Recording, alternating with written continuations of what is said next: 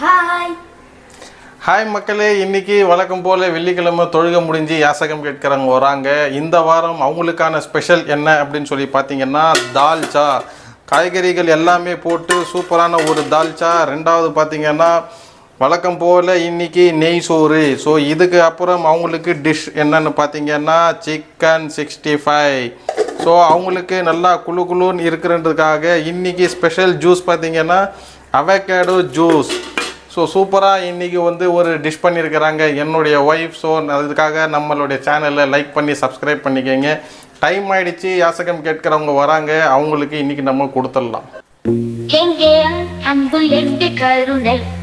காணவில்லை கடவுளை காணவில்லை, எங்கே அன்பு எங்கே கருணை, காணவில்லை கடவுளை காணவில்லை, சாமிக்கு எதற்கு காணிக்கை.